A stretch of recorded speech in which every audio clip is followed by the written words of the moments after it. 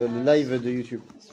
Alors, il n'y a pas besoin d'enregistrer le jour, du coup. Parce qu'en fait, c'était la directive qu'on avait trouvée. Oui, on va faire. Tov, eh bien, Erev Tov les Koulam.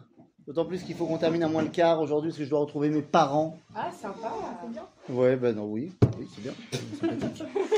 Donc allons-y. Alors il paraît qu'on a des sushis et il paraît qu'on n'attend pas, que c'est en mode on étudie et on mange et on mange et on étudie. Okay. Voilà, Ouais. c'est ce qu'ils m'ont dit. Donc je lance les festivités. Donc Baruch Ata Adonai Eloheinu Melech Haolam She'akol Niya Bidvaro. Eh, mais ça, c'est mes Oula. Dans la mesure où tu manges un tout, tu vois pas que du riz. Ouais. Qu'est-ce qui fait le sushi? L'intérieur? C'est un tout. C'est bien, tu vas faire quel part? Cave. Bon, comme ça, c'est fait.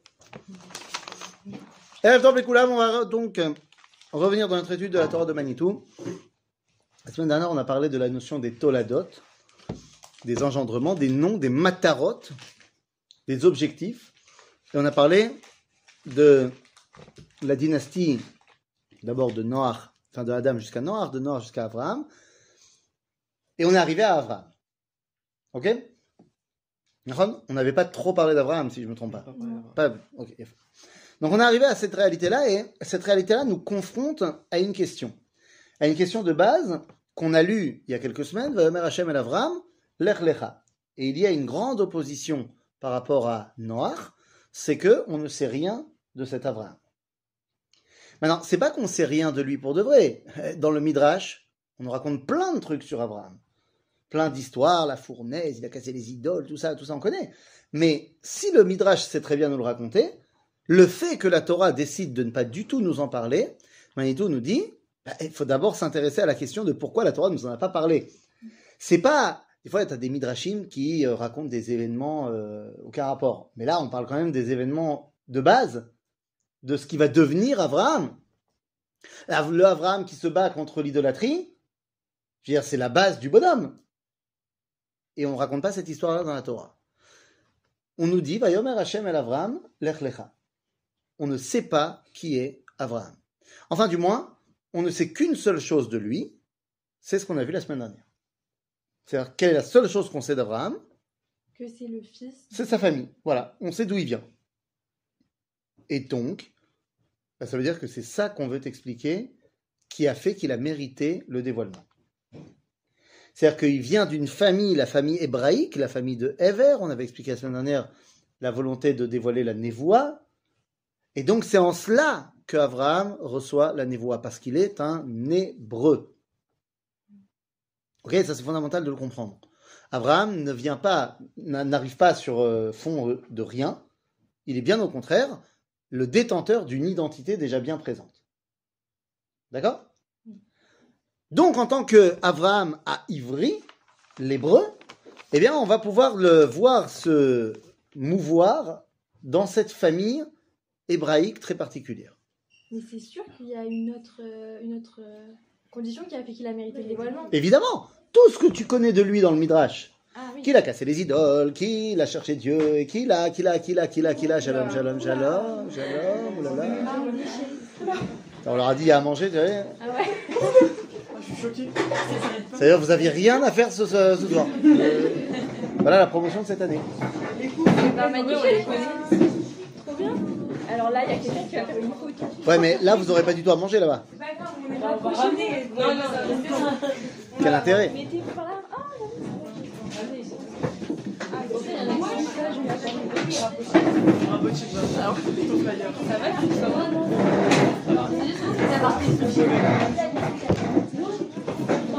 On lâche rien, on est entre hommes.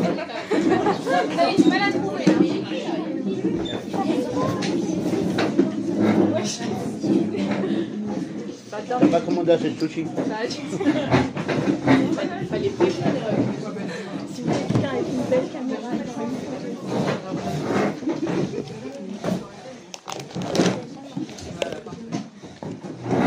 Bon bah asseyez-vous, bon appétit.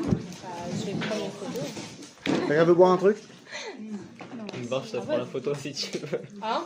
peux pas C'est être Dieu. Non, la photo. Non, justement, tu vas montrer. Après, ils vont dire c'est un cours pour filles. Ouais, ouais. C'est ça, ils vont dire c'est un cours de femmes. Ouais. C'est pour ça qu'il faut qu'on trouve les gars et partage les groupes des garçons. Moi, j'ai fait les groupes de filles. Je peux pas partager. Pas de problème. Allô. Ah, je sais. J'ai demandé à Ali de partager sur le groupe du matin. Top. Alors, Rabotai, donc on a dit, cet Abraham, il va se mouvoir dans cette famille-là. On a expliqué quelle était sa lignée de base. Et maintenant que ça y est, Dieu lui a parlé, eh bien, il faut se rappeler, et ça nous on l'a fait ensemble la semaine dernière, on va voir si vous vous rappelez un petit peu, et après on va enchaîner. Abraham habite à Haran. Du moins, il est parti de Ur-Kasdim, on connaît l'histoire, et finalement il arrive à Haran. C'est là qu'il va passer la première partie active de sa vie. Et qu'est-ce qu'il fait là-bas? Alors, combien de temps il reste à Haran? Entre 48 ans et 75 ans. C'est-à-dire pas entre l'âge de 48 ans et l'âge de 75 ans. Salut! Heureusement, je suis Grave. le pauvre. Pourquoi tu lui fais des fatirotes comme ça? Mais quelle fadirote, il faut bien le marier, le pauvre. Vous savez, on maximise les chances. En tout cas, donc notre Abraham, eh bien, il est resté depuis l'âge de 48 ans jusqu'à l'âge de 75 ans à Haran. Ça veut dire que le bonhomme, ça fait près de 30 ans qu'il est là-bas et il a décidé, fort de sa découverte du Dieu unique, eh bien, il a décidé de créer quelque chose. Qu'est-ce qu'il crée? Le monothéisme. Un monothéisme, une religion fantastique dans laquelle il va prêcher dans toute la région qu'il n'y a qu'un seul Dieu. Maintenant, c'est Abraham le bonhomme, c'est pas n'importe qui. Donc, comme c'est Abraham, il y arrive bien. Et donc, eh bien, faut vous imaginer que pendant près de 30 ans, Abraham va faire ce que le texte va appeler Nefashot. Des élèves. Combien? 2-3 élèves? Nous dit le Rambam dans Ilchot Avodah Zarah que, chapitre 1, que le Rambam va avoir Alafim ou Revavot Talmidim. Alafim ou Revavot, c'est des dizaines de milliers d'élèves. J'imagine, bon, ce sont des chiffres évidemment exagérés, il n'y a pas de problème, mais imaginez-vous à Haran, Abraham, c'est le taulier. Tout le monde le connaît et il a une réussite extraordinaire. Siata d'Ishmaïa. Il fait un cours, il y a beaucoup plus que ça. Ah, attention, quand tu fais un cours sushi avec Abraham, c'est une pêche complète. Très bien. Abraham a créé la religion abrahamique et il est content. C'est une religion qui a des caractéristiques très simples. Elle prône un seul Dieu et elle parle à tout le monde. Ok? C'est facile. Tu crois en un seul Dieu et tout le monde doit y croire. Est-ce que vous connaissez quelque chose qui ressemble à ça aujourd'hui? L'islam. Abraham est l'inventeur de l'islam. D'accord? Évidemment, ça ne s'appelle pas l'islam, mais le concept est le même. Et ça marche super bien. Et c'est là qu'intervient Akadosh Baruch Hu dans le début de la paracha de Lech Lecha, et ça va être le sujet de notre cours aujourd'hui, toute la dualité entre le projet d'Abraham et le projet de Dieu. Ce sont deux projets différents. D'accord? J'ai une question. Oui. Pourquoi vous avez l'islam en exemple? C'est pareil pour le judaïsme et le christianisme? Il y a fait. Alors, pour le christianisme, on a un problème, c'est que le Père, le Fils, le Saint-Esprit, ça fait déjà plus un. Ah, ok. Donc, question monothéisme, on a un problème avec eux. Et pour ce qui est du judaïsme, je laisse répondre les filles du Mahon.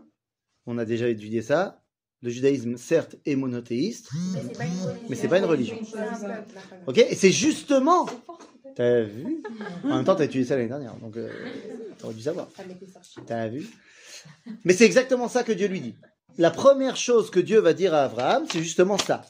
Lech lecha me'artzecha mimolatecha mibet avicha el haaretz asher areka. Donc pars. Et là, je pose la première question.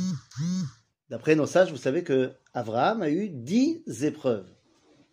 L'une de ces 10 épreuves, c'est Lech lecha. Et la question, c'est en quoi c'est une épreuve? Parce qu'il quitte tout le monde. C'est-à-dire qu'il y croit en Dieu, en vrai. Donc s'il croit en Dieu et que Dieu lui dit, pars, ça va être cool là-bas. Pourquoi est-ce que c'est une épreuve de le faire? Parce qu'il quitte toute sa famille. Ben parce que alors voilà, c'est pas seulement sa famille. C'est C'est tout ce qu'il a construit. Oui, oui. C'est en gros, on lui dit, tout ce que tu as fait, ça a servi à rien. C'est caché merde. Très très dur de se dire que tout ce que j'ai fait dans ma vie, pendant 30 ans, choum d'abord. Et Dieu lui dit, Lech lecha me'artzecha me'a, ve'esra legoy gadol. Voilà le projet divin. Je ferai de toi un grand peuple, une identité nationale. Un goy, on est des goyim. Les goyim, quand ils disent qu'on les traite de goyim, c'est péjoratif. On est aussi goy. Goy, ça veut dire une identité souveraine nationale. Donc le projet divin, c'est de créer un peuple. Et non pas une religion qui parle à l'individu, à chaque individu du monde. En hébreu, on va devoir passer donc de ce qu'on appelle Kedushat à Prat, la Kedusha de l'individu, à Kedushat à Klal, la Kedusha de la collectivité. D'accord? Voilà le projet de Dieu. Hein? Plusieurs, ça veut dire un peu. Plusieurs, c'est pas encore un peuple. C'est-à-dire que tu as raison qu'en hébreu, pour parler d'une organisation de plein de gens ensemble, on appelle ça Am. Am, ça vient du mot im. Im, ça veut dire avec. Ok? Mais quand tu veux devenir une souveraineté nationale, ça passe de Am à Goy. D'accord? Donc le but, c'est qu'on soit Goy Kadosh. Vatem tiuli mamlechet kohanim ve Goy Kadosh. C'est ce que Dieu nous demande lors du dévoilement au Mont Sinaï. Donc, ben voilà le programme. Tu dois faire un peuple. Et Abraham n'est pas d'accord. Et va rentrer maintenant Abraham dans un combat, une battle, Echad al Echad, entre lui et Akadosh Baruch Hu. Toute la paracha de Lech Lecha, c'est ce combat-là. Et nous, on va essayer de comprendre quels sont les différents éléments du combat. Donc au départ, Akadosh Baruch Hu lui dit, alors voilà le programme, tu vas faire un peuple et tout, c'est bien, c'est génial. Et Abraham refuse de se soustraire au projet divin. Enfin, il lui dit comme ça, Vayelech Avraham kasher diber elav Hashem. Abraham a été comme Dieu lui a dit. Donc ça veut dire qu'il est parti combien? Puisque Dieu lui a dit, tu pars tout seul. Tout seul. Bon, alors on nous dit, Vayelech ito Lot. Lot, il l'a suivi, son neveu. Bon, ok. Avraham ben shchamesh shanim veshivim shana betzeto micharan. Ok, il a 75 ans, il est parti. Et là, on nous dit, verset suivant, Vayikach Avraham et Sarah Yishto, et Lot ben Achiv, et Kol rechusham asher achashu, et Hanefesh asher asu becharan. On te dit dans le deuxième verset, et Avraham a pris tout le monde avec lui, et il est parti. Ben, il est parti tout seul? Ou il a pris tout le monde? Eh bien, Manitou nous explique, d'après nos sages de la Kabbalah, qu'Avraham est parti, tel que Dieu lui avait dit, il est arrivé ici, il n'a pas kiffé, il est rentré, et il est reparti avec tout le monde. Mais du coup, ça veut dire qu'il n'a pas écouté Hachem. Nachon. Du coup, ça veut dire qu'il n'a pas écouté Hachem. Ouais. Pourquoi on dit qu'il a réussi à surmonter l'épreuve là? Il a réussi la première fois. Ah, ok. Et après, finalement, il a dit non, bah, finalement, ça ne me botte pas. Je vais faire mon truc à moi. Ça marche pas? Donc, tu vois qu'il n'accepte pas encore le projet divin. Ok? Il accepte, mais pas tout seul.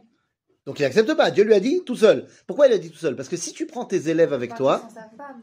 Non, sa femme, ça passe. Ça passe, c'est Ishtok et Goufo. Sa femme, c'est lui. Donc sa femme, il n'y a pas de problème. Le problème, il est Vet kol hanefesh asher asu becharan, tous ses élèves. Parce que je veux pas que tu viennes maintenant faire ta religion de là-bas, tu la transposes à ici. On veut créer autre chose.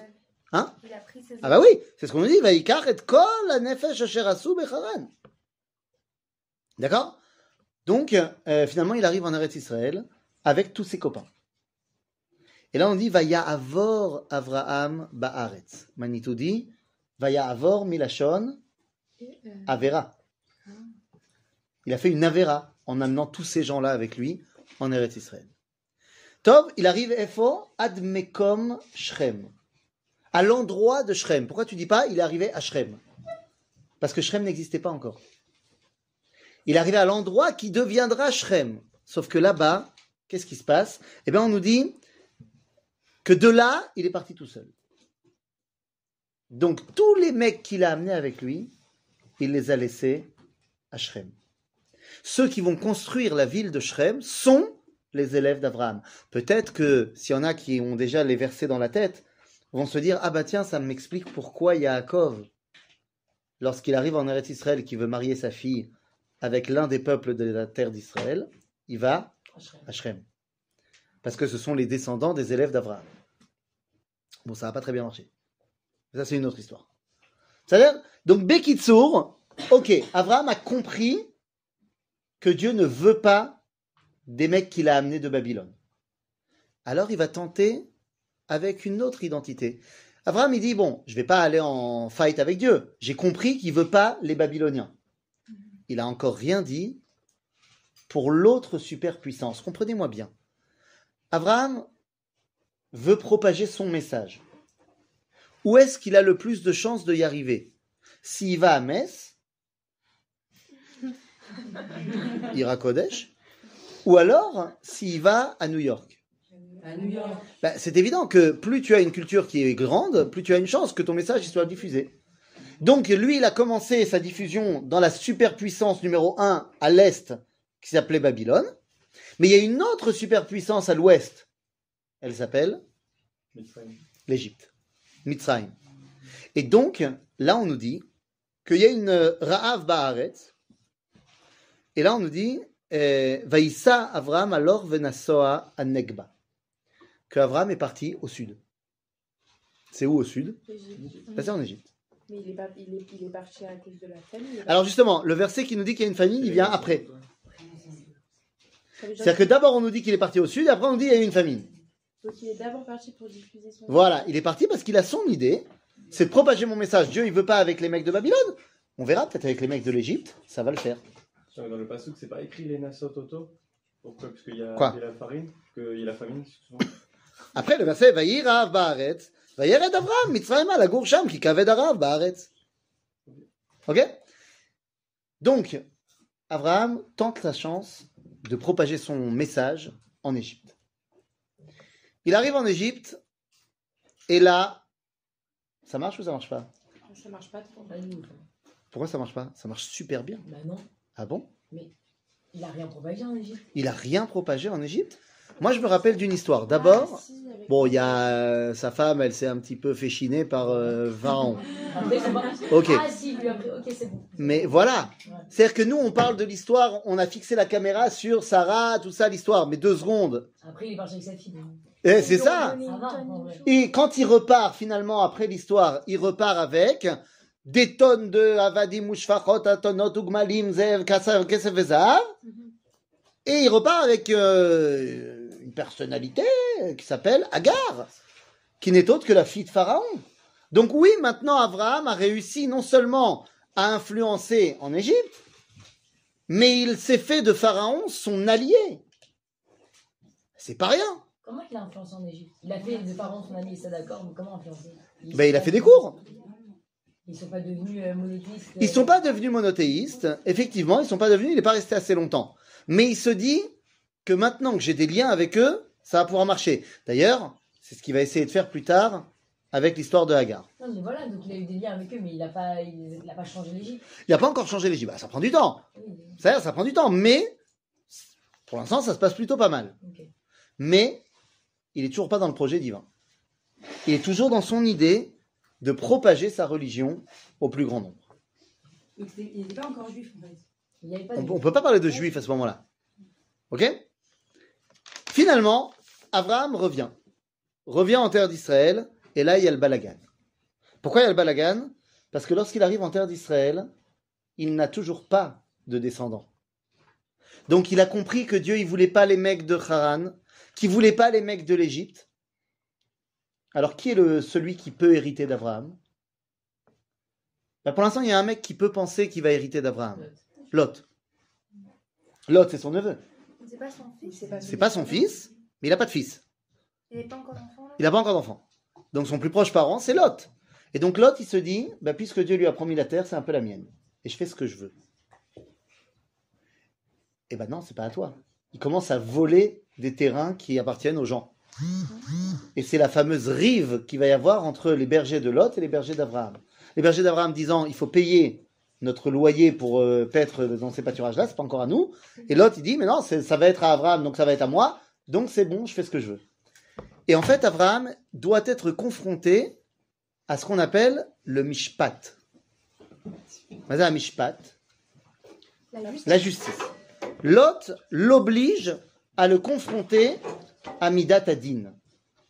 Seulement, vous connaissez Abraham, je ne sais pas si vous le connaissez, mais c'est un mec, il n'est pas trop din. Il est ultra chesed, et donc quand il doit faire face au mishpat, il dit à Lot, Al nati meriva beni ou benecha. Je veux pas qu'on ait de dispute. Lama ki anashim achim anachnu.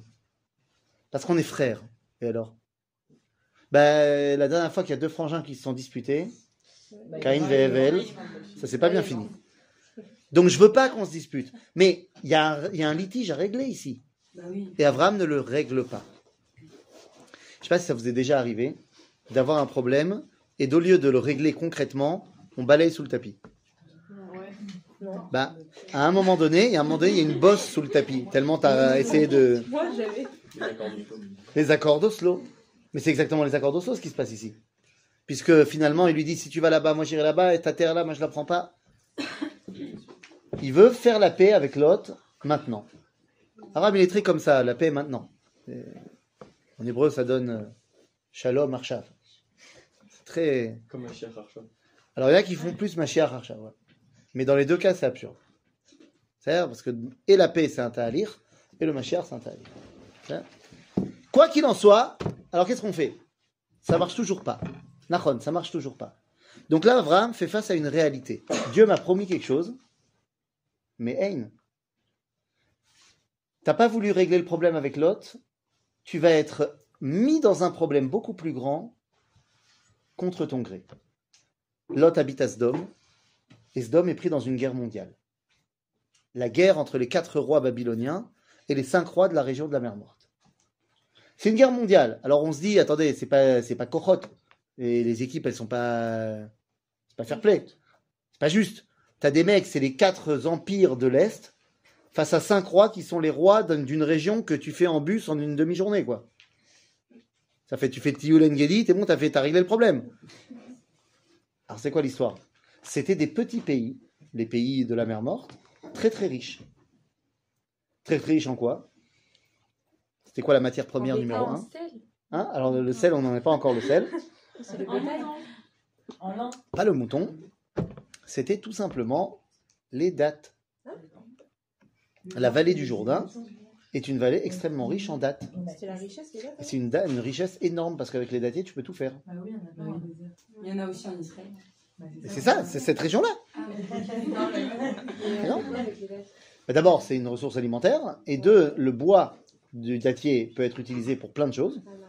Et donc, ça va servir énormément. Également, il y a un autre truc qui est le shemen afarsemon. On va réussir à faire le shemen afarsemon dans cette région-là. Et ça va s'arracher à prix d'or dans toute la région.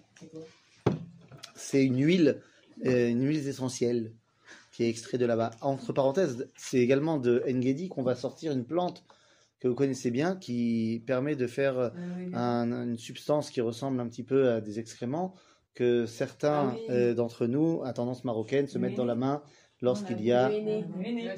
Voilà, c'est le henné. Le henné.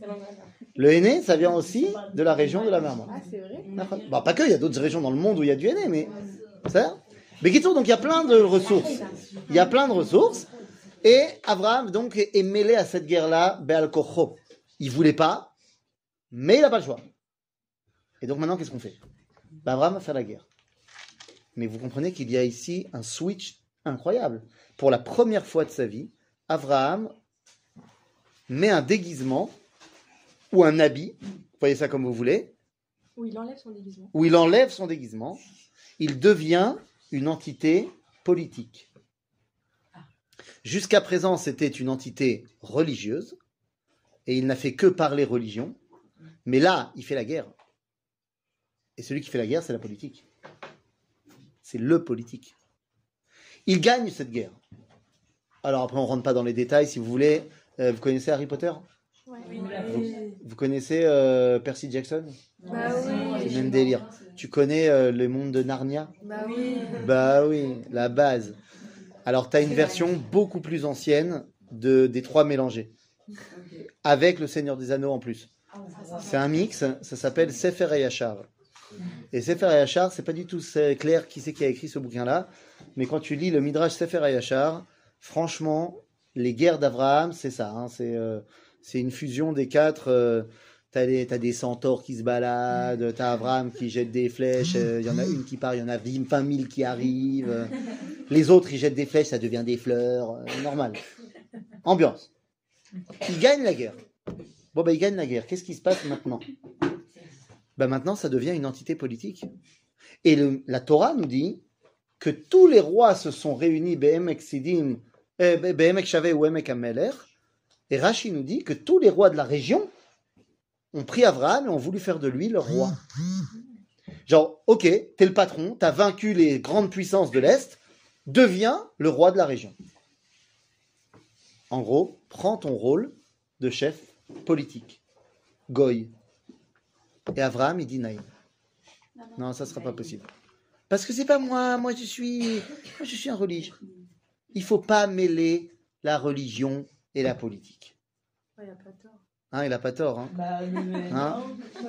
Il a pas tort. On fait une politique, ils sont pas religieux. Ça Bah dépend. si, bien sûr, mais peut-être qu'il n'a pas la force nécessaire. On a déjà entendu peut-être des rabbins qui disent faut pas, les rabbins ils ne s'occupent pas de politique. Hein, on fait de la Torah, on ne fait pas de la politique. C'est une grande erreur dans la mesure où la politique d'Eretz Israël pour le peuple juif, c'est Torah. Pourquoi c'est Torah? Parce que qui nous a demandé de nous en occuper? Dieu. De la même façon qu'il nous a demandé de manger kasher, il nous a demandé de nous occuper de la politique. C'est-à-dire, donc c'est Torah. Maintenant, ok, donc Abraham a gagné, il refuse son rôle de politique, et que faire maintenant? Eh bien, il dit à Dieu, Va'anochi olech hariri. C'est bien beau, parce qu'après la guerre, Dieu lui fait une brite. Brite ben abetarim, une alliance, dans laquelle il lui redit ce qu'il lui avait dit vite fait, il lui dit, écoute, je vais te donner une terre de folie. Mi anar Mitzrayim ad anar agadol nar perat. Du Nil jusqu'à l'Euphrate, ça sera ta terre. La terre de toi, de tes descendants, la folie. Très bien. Sauf que tu me parles d'une terre gigantesque, tu me parles de descendants. Avalli lonatata zera. Ve'anochi olech hariri. Ou ben meshek beti damesek Eliezer. Abraham dit à Dieu, ouais mais moi j'ai pas d'enfant, et mon serviteur s'appelle Eliezer. En d'autres termes, ça veut dire quoi? C'est Eliezer qui va... Eliezer, il va me succéder. Eliezer qui succède à Abraham, c'est quoi? Qu'est-ce que ça veut dire? Eliezer, c'est le serviteur d'Abraham, mais c'est aussi son disciple, c'est son plus grand élève. Donc transmettre la suite à Eliezer, ça veut dire que tu transmets de maître à élève. Ça devient donc une religion. C'est exactement ce qu'Abraham il voulait faire. C'est contraire complètement à ce que nous on veut faire. Vous connaissez, vous, une religion pseudo-monothéiste qui se transmet de maître à élève? Et non plus par filiation naturelle de père à enfant? Les sectes. Alors les sectes, on parle de manière plus générale. Il y en a une comme ça qui a à peu près 2 milliards d'adeptes dans le monde. Ouais, le christianisme. Christianisme pseudo-monothéiste qui se transmet de maître à élève. Je ne sais pas si vous êtes au courant, mais Jésus, c'est le... Ah, Jésus, c'est qui ses successeurs? c'est ses élèves. Ses élèves, ses apôtres. Combien ils sont? 12. Ah tiens, c'est bizarre. Pourquoi ils sont 12? Pour 2 milliards. Non, ils n'étaient pas 2 milliards au départ. Ah oui. Mais pourquoi ils sont 12? Parce que le christianisme, c'est un copier-coller qui doit remplacer le judaïsme. Donc dans le judaïsme, il y a 12 tribus, donc il faut qu'il y ait 12 élèves. Ah, j'avais jamais Allez, vu. C'est-à-dire, il y a toute cette dimension qu'on remplace la notion de nation par les élèves. Et là, Dieu lui dit, pas du tout. C'est pas lui qui va hériter de toi, mais celui qui sortira de tes entrailles. Tu vas avoir un fils. Sauf, bon là, il n'a pas le choix. Dieu lui a clairement dit, ça ne sera pas une religion, ça sera un peuple. Bon, Abraham, il va pas... Ok. Sauf que, le verset suivant nous dit, Vesarai eshet Abraham, lo yaldalo. Sarah n'a pas d'enfant. Donc c'est bien beau que Dieu, il m'a dit, ça sera une nation, mais avec qui? Attendez, c'est là que Hachem lui a annoncé qu'il allait avoir un enfant? Ouais. Il l'a annoncé Il lui a déjà dit avant qu'il aurait une descendance. Mais là, il lui dit clairement, celui qui va hériter de toi, c'est celui qui sort de tes entrailles. Genre, ton fils. Sauf que juste après, on te dit, ouais, mais Sarah, elle n'a pas de gosse. Et on nous dit, donc elle a une servante égyptienne, elle s'appelle Agar. Rachid nous dit, c'est la fille de Pharaon. Et là, je voudrais qu'on se mette 2 secondes dans la tête d'Abraham. Sarah vient le voir et lui dit, écoute, moi, j'arrive pas à avoir d'enfant, prends ma servante Agar. À votre avis, Abraham, il est content ou il n'est pas content de la situation? Un peu des deux. Un peu des deux. Grave content. Si on pouvait me permettre la polygamie, moi d'ailleurs. Il est grave content. Il est pas content. Il n'est pas content, parce qu'il aime sa femme. Alors, on ne parle pas ici de rapports amoureux ou sentimentaux. Sarah, c'est une saleté. Enfin, je dis pas que. Voilà, mais... Si, tu le dis un peu quand même. Un peu, mais. Il est ultra content pour une raison simple. Est-ce qu'il dit que La promesse d'Hachem va être maintenue, mais, c'est-à-dire je vais avoir un fils, mais ce fils, il sera avec l'Égypte. Mais c'est pas bien. mais comme lui. La culture mondiale. Ah, c'est un peu mon programme. Ça sera un peu le programme de Dieu, ça sera un fils, mais ça sera le programme de Dieu et mon programme, la culture mondiale. Et donc, il va avec Agar, et il y a un fils. Ce fils va s'appeler Ishmaël. Tov, au moment où Ishmaël naît, et il est content, et il a Ishmaël, Dieu lui dit, non, bon alors écoute-moi bien, t'as pas bien compris, je vais te donner un fils par Sarah. Qu'est-ce qu'il répond Abraham quand il entend que Dieu lui dit, Sarah va avoir un fils? Il répond quelque chose de terrible, c'est la fin de la paracha de Lech Lecha, il lui dit, Lou Ishmaël yichye lefanecha. Que Ishmaël vive devant toi. Ce qui veut dire littéralement Toda avallo Toda. Merci, mais non merci. Genre, c'est bon, j'ai déjà un fils. Que Ishmaël vive devant toi. Et Dieu lui dit, mais t'as pas compris. Avalamarti lecha Sarah yoledet lecha ben. C'est pas une question. C'est une affirmation. Sarah, elle va te donner un fils. Et c'est par lui qu'il y aura la descendance. Et là, Abraham, il est en PLS. Parce que il a son fils et il pensait que son projet de peuple, enfin son projet de religion cosmopolite allait se réaliser par le peuple de Ishmaël. Et Dieu lui fait comprendre clairement que ça passera par Sarah. Seulement Sarah, c'est sa famille. Ça ramène tout à une dimension purement nationale. Le fils qui va sortir de Abraham et Sarah s'appelle Et Yitzhak, il a une particularité qui est différente de celle de son père et de celle de son fils, c'est qu'il n'est jamais sorti d'Israël. Yitzhak, c'est la nation par excellence. D'accord? Donc à ce moment-là, pourquoi on ne s'appelle pas Béné Yitzhak? Bah, Yitzhak, ça Israël. Parce qu'il a eu Esav aussi. Bah non, Israël. Parce que de Yitzhak sort également Esav. C'est-à-dire que le zikour, le dévoilement, il n'est pas encore total. Il faudra attendre Yaakov également. Ok? Quoi qu'il en soit, maintenant, Abraham est dans une réalité très complexe. D'accord, je vais avoir un peuple, mais Yitzhak naît, j'ai bien compris ce que Dieu il m'a demandé, mais sauf que maintenant, j'ai 2 fils. Et toute la question maintenant est de savoir qui est le successeur de qui. Ça veut dire quoi? Ben, Abraham a 2 enfants. Il a Ishmaël, il a Yitzhak. Que faire? Qui va succéder? L'un représente le fils de la culture mondiale, l'autre représente le fils de la nation. Qui Abraham doit choisir? Alors il sait qu'il n'a pas le choix, il sait que Dieu lui a dit, ça sera Yitzhak. Mais il faut comprendre que dans la maison d'Abraham, il y a un vrai problème. Quel est ce vrai problème? La problématique dans la maison d'Abraham est la suivante. Tiens, vas-y, claque les sushis. Tu veux la sauce? Tu veux la sauce? Ouais, vas-y. Pourquoi absolument un fils et pas une fille? Il y a une raison à ça. Ah oui, oui, bien sûr. Là, je sens ta question influencée par le 21e siècle. Non, pas du tout. Si, mais c'est pas grave.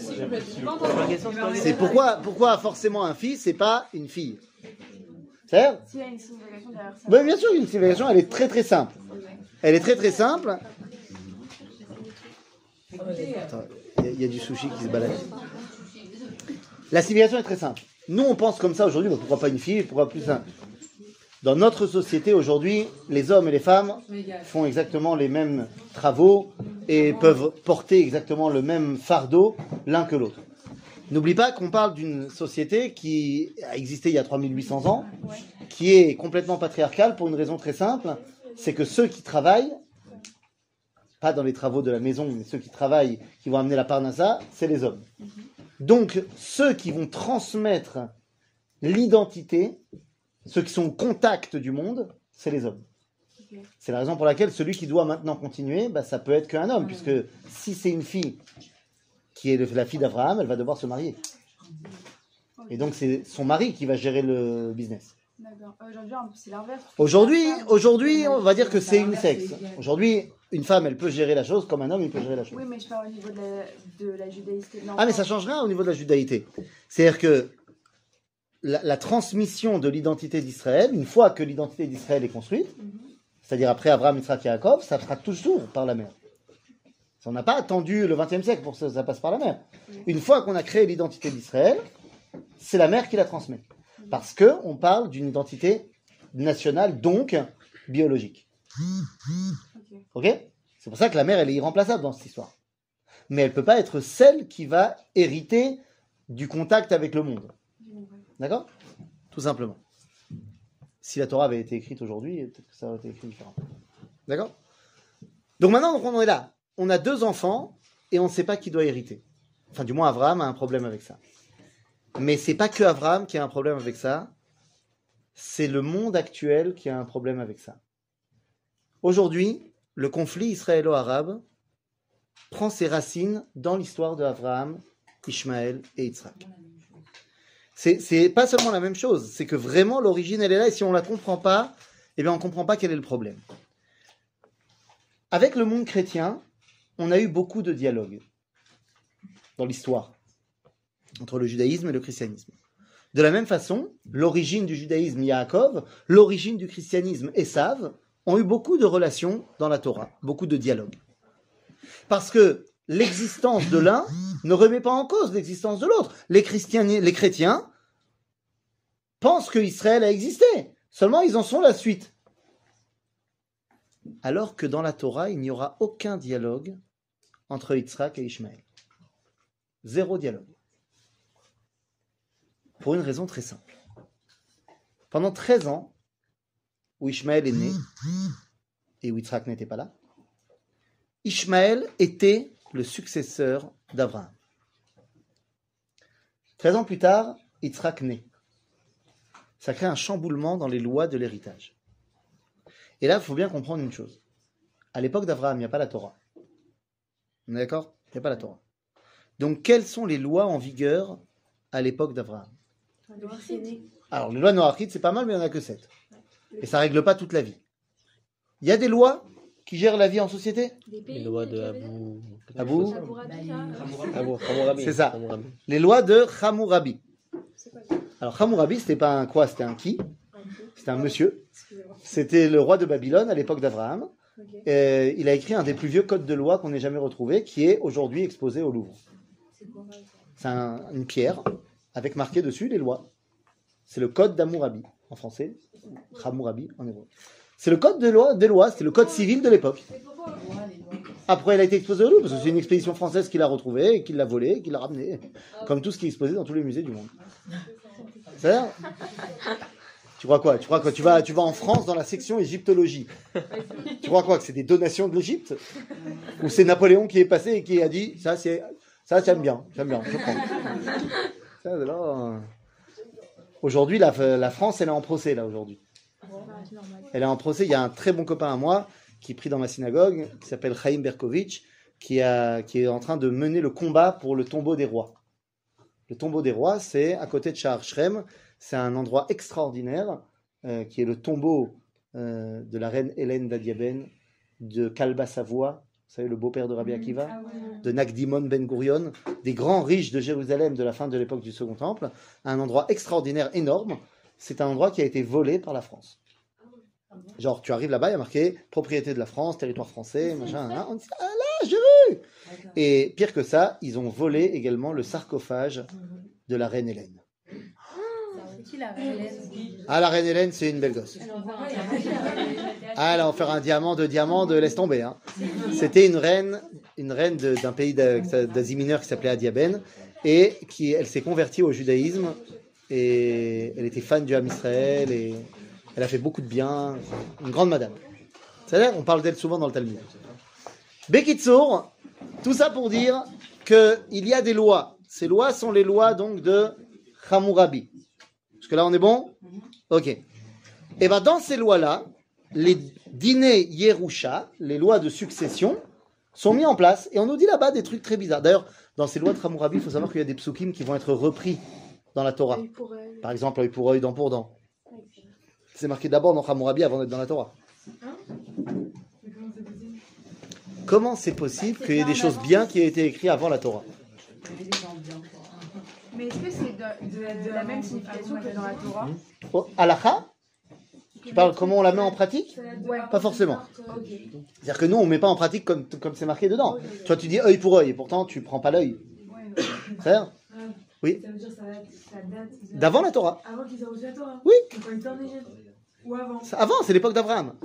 Ah. Mais c'est gardé. C'est gardé. Les gens de là-bas, j'imagine qu'ils gardaient ça, ouais. Et c'est possible que des lois que les hommes ils aient inventées, que finalement Dieu il a dit, c'était très bien comme loi. On va la garder. Une fois qu'il les a inventés, il a dit ça c'est très bien. Peut-être que c'est Dieu qui leur a mis ça dans la tête, j'en sais rien. Ça?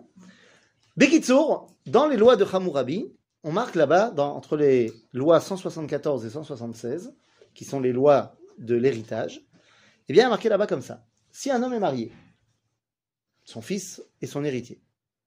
Mais s'il n'arrive pas à avoir d'enfant, il peut prendre une servante. Le fils qu'il aura avec cette servante deviendra son héritier. Mais si, dans l'avenir, il y a un enfant qui sort de la femme légitime, alors le fils de la servante, bien que l'aîné, redevient le fils de servante et n'a droit à rien. Ça, c'est la loi. C'est super injuste. C'est super injuste? Non, c'est une servante, et allô? Mais c'est super injuste. Mais déjà, Il avait un statut là et... Ah, il avait un statut et il n'a plus de statut. Bah, donc c'est injuste. Pourquoi c'est injuste? On le sait, les bases de la loi, elles sont claires dès le départ. Si jamais, truc, sache que. Ok? Et bah, c'est exactement ce qui se passe chez nous. Sarah n'a pas d'enfant. Il va avec Agar. Il y a un enfant, Ishmaël, qui est l'héritier d'Abraham. Ishmaël, papa de l'islam. Et donc l'islam était l'héritier d'Abraham. Seulement à un moment donné, Yitzhak naît. Et à partir du moment où Yitzhak naît, eh bien Ishmaël redevient le fils de la servante et n'a droit à rien. Il a arrêté, Ishmaël. Hein? Abraham, il a béni à mon Ishmaël. Il a demandé à ce qu'on le bénisse quand même, mais pas en tant que son héritier. Oui, mais il a quand même quelque chose. Ah, il a quand même quelque chose, c'est que Dieu va le protéger, qu'il va le faire grandir, mais il n'est pas l'héritier d'Abraham. Et donc c'est ça tout le problème. C'est parce qu'à partir de ce moment-là... Mais Hachem, il voit tout, il savait tout. Pourquoi Nous. il a dit ça? Pourquoi il a dit quoi? Il savait bien qu'elle allait avoir un enfant. Oui. Alors, pourquoi il a fait ça alors? Pourquoi il a fait quoi? D'où elle est sortie la loi? Ah, des hommes. Ah, ok, je comprends. Ok? Mais ça enlève pas le problème. Dieu, pourquoi il a mis tout ça dans cette situation-là? Pourquoi il a fait naître Ishmaël? On aurait pu aller directement sur Yitzhak. Parce que semble-t-il que Ishmaël, il a un rôle à jouer aussi dans cette histoire. D'accord? Mais là, tu comprends pourquoi Ishmaël ne peut pas parler avec Yitzhak. Parce que s'il parle avec Yitzhak, c'est qu'il lui reconnaît une existence. Et s'il lui reconnaît une existence, c'est qu'il se reconnaît de facto comme étant le fils de la servante. Et donc, il ne peut même pas l'accepter comme étant vivant. Il lui parle pas. Il n'existe pas pour moi. Le monde musulman n'a jamais voulu reconnaître l'État d'Israël, le peuple juif. Ou alors le peuple juif s'il est soumis. En tant que dhimmi, dans les terres de l'islam, les juifs pouvaient vivre en tant que soumis. Mais certainement pas en tant que souverains. Et donc, les premiers pays qui ont fait des accords avec Israël, les pays arabes, étaient des pays chilonim. L'Égypte, quand elle a fait les accords de paix avec Israël, c'était l'Égypte chilonite. Ah oui. La Jordanie n'était pas chilonite, mais on ne lui a pas laissé le choix. C'est-à-dire qu'on a imposé la paix avec la Jordanie. Mais qui? Israël et les États-Unis. Ok? Mais lorsque, en 2018, il y a un pays qui est officiellement musulman, officiellement, qui fait la paix avec Israël, là, il se passe un truc. C'est-à-dire les accords d'Abraham, c'est pas pour rien qu'on les appelle comme ça d'ailleurs, les accords de paix entre Israël et les Émirats Arabes Unis et le Bahreïn, c'est quelque chose de très très fort dans la teshuva de Ishmaël. Parce que eux, ils sont encore un pays. Parce que ce sont des pays musulmans qui acceptent de reconnaître Yitzhak. Et ça, c'est pas rien. Mais eux, Israël, ils l'ont pas chez eux. Non, ils l'ont comme un prophète de l'islam. Mais ils ne le reconnaissent pas comme étant le père d'Israël. Ok? Alors, c'est pas encore. Les Émirats Arabes Unis, c'est un peu des Islam light, tu vois. C'est l'équipote Srugot des musulmans. C'est Kafia Sruga, mais c'est pas. Mais si demain, on fait vraiment la paix avec l'Arabie Saoudite, là, c'est autre chose. Ah, l'Arabie Saoudite, c'est des vrais, tu vois. C'est les Kharidim. Hein? Non, mais il n'y a pas de relation diplomatique. C'est-à-dire qu'ils ne reconnaissent pas officiellement l'État d'Israël. Bah, s'ils ont fait un accord de paix, c'est qu'ils reconnaissent. Les Émirats Arabes Unis, je dis l'Arabie Saoudite pour l'instant n'a pas d'accord avec Israël. Ok? Et aussi, Ishmaël, il a fait teshuva. Et c'est pour ça, Ishmaël, dans la Torah, à la fin de sa vie, fait teshuva. Et là, on est dans la teshuva de Ishmaël qui est en train de se mettre en place. Bon, ils ont plein de choses à faire teshuva, aussi arrêter de tuer des gens. Mais est-ce que c'est un vrai accord? Parce qu'aujourd'hui, c'est plus pour l'argent qu'ils ont fait l'accord. L'homme est chané. Tu as raison. Tu as raison, ça ne veut pas dire que dans la rue, les gens nous adorent. Mais mitor shelo lishma balishma. C'est-à-dire, d'abord, il y a une reconnaissance. Après, le fait qu'on est super potes ou pas, ça c'est un autre débat. Mais il y a déjà une reconnaissance qui est déjà énorme. Mais juste, j'ai une question. Pourquoi Abraham s'est posé la question à qui il allait donner l'héritage alors qu'il y avait déjà les lois en fait? Il y avait déjà les lois, mais au final, je fais ce que je veux. Au final, je fais ce que je veux. Je peux décider de le déshériter et je peux décider aussi, surtout, que la loi, elle a lieu là-bas à Babylone, mais elle n'a pas cours ici. Ah, okay. Je fais ce que je veux. Je suis un peu le patron ici. Ok? Mais c'est pas la question de. Je veux être entier avec ma décision. Et finalement, Sarah, elle vient et lui dit, t'as pas compris. Tout le débat, il est sur qui va hériter de la terre d'Israël. Lo yirash ben ha'ama hazeh im beni im Yitzhak. Le fils de cette servante n'héritera pas avec mon fils, avec Yitzhak. C'est-à-dire que, de ce point de vue-là, Sarah, c'est clair. La nation d'Israël, ça passe par Yitzhak. Mais Abraham, on a dit, il est toujours pas clair avec cette histoire. Il va falloir attendre la fin de la paracha de Vaïra qu'on a lu cette semaine pour que Abraham enfin accepte. C'est la Akedat Yitzhak. Il a rejeté Ishmaël. Ça y est, il l'a rejeté. Seulement pas pour de vrai. Il l'a rejeté, mais il a quand même gardé un groupe WhatsApp avec lui. Parce qu'au final, dans la Akedah, il le fait venir. Ah ouais? Eh oui. Puisqu'il y a marqué qu'il a pris Yitzhak Beno, Vetchne Ne'arav Ito. C'est qui Shne Ne'arav, nous disent Rashi, enfin nous dit Rashi, nous dit nos sages, Eliezer Ishmaël. Il les a fait revenir. Genre, Eliezer, il est toujours là, et Ishmaël, il l'a rappelé. Parce que je suis pas encore à fond de qui je vais amener sur la montagne. Certes, Dieu, il m'a dit clairement que ce serait Yitzhak. Mais j'ai envie d'être sûr. Après, il aurait pu sacrifier Ishmaël. Ben, les Arabes, ils disent qu'il y a eu Akedat Ishmaël. Ah ouais? Bien sûr. Ça veut dire qu'il est toujours pas convaincu. Moi j'ai une autre question. Oui. Si à l'époque Abraham c'était entre guillemets une bonne personne, donc il écoutait les lois de l'époque, alors pourquoi il a eu un doute sur charité? Parce qu'Abraham, il a un autre problème. Tu as raison, c'est une bonne personne, mais Abraham, c'est surtout un mec qui est chesed. Et donc, mon premier fils, c'est mon premier fils. Ok? Et donc, finalement, ils arrivent à la Hakeda. Et là, qu'est-ce qui se passe? Les trois arrivent, enfin les quatre, Abraham et Eliezer, Ishmaël et Yitzhak.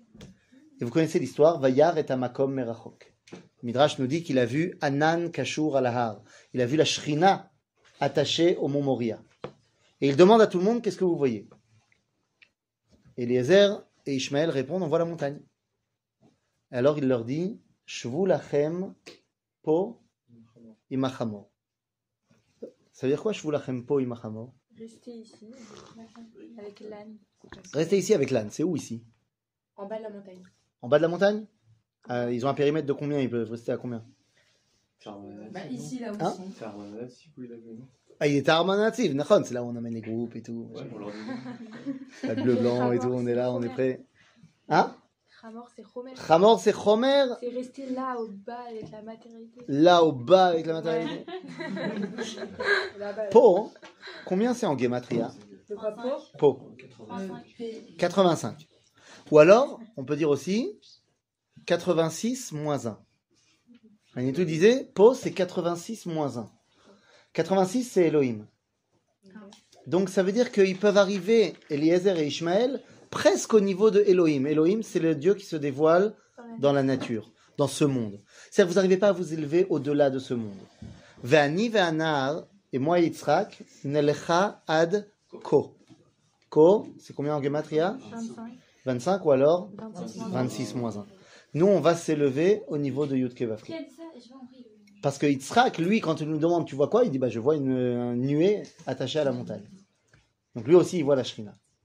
Et donc Abraham, à ce moment-là, il comprend que ça passe par lui et pas par eux. Et à ce moment-là, il leur dit vous restez là et nous, on s'en va. Et à ce moment-là, pour la première fois de l'histoire, et Yitzhak a 37 ans. Ils marchent ensemble et il y a 2 versets que si jamais Netflix décide de les mettre en série, j'imagine que ce sera un moment très... avec la musique et tout le monde va pleurer. Pardon, je sais pas s'il a encore compris, parce qu'en vrai, il reprend Yitzhak parce que Yitzhak, il a vu donc la spiritualité. Et aussi, on dit que quand il a jeté Ishmaël, Rachi aussi dit là-bas que c'est parce qu'il a vu qu'il faisait Avodah Zarah. C'était avant. Oui, c'était avant. Donc ça veut dire qu'il est toujours sur la Alors, démarche de la spiritualité. Peut-être que ça passe par son fils, mais alors c'est pas la spiritualité, c'est la Kedusha. C'est pas qu'il voit la spiritualité, c'est elle qui a dit. J'ai pas parlé de spiritualité. Elle a dit Romer, le matériel, la Kedusha. Il voit la Shrina. C'est pas la spiritualité. La Shrina, c'est la Kodesh. Et là-bas, quand il a rejeté Ishmaël, il y a 3 avis qui sont amenés par Rashi. C'est soit qu'il faisait Avodah Zarah, soit qu'il soit Shivot Damim. Rabbi Shimon Bar Yochai, il dit dans la Gemara qu'il rejette les 3 avis. Il dit c'est pas possible que Ishmaël, dans la maison d'Abraham, il fasse Avodah Zarah, Shivot Damim, Gilo Herod. Pas possible. Parce que dans la maison d'Abraham, il a fait tchouva sur ça. Dans l'islam, les musulmans disent qu'il y a une époque qui s'appelle la Baharut, l'époque avant l'Égir, avant Mahomet, où ils faisaient quoi? Et l'islam les a sauvés de ça. Donc Ishmaël, dans la maison d'Abraham, il fait plus ça. Alors on me dit Rabbi Shimon, alors il faisait quoi? Eh bien, il prenait des petits cailloux et il jetait dans la direction de Yitzhak. Toute ressemblance serait fortuite. Évidemment. Et il disait, c'est moi l'aîné, c'est moi qui hérite de la terre d'Israël. C'est ça? Bekitsour.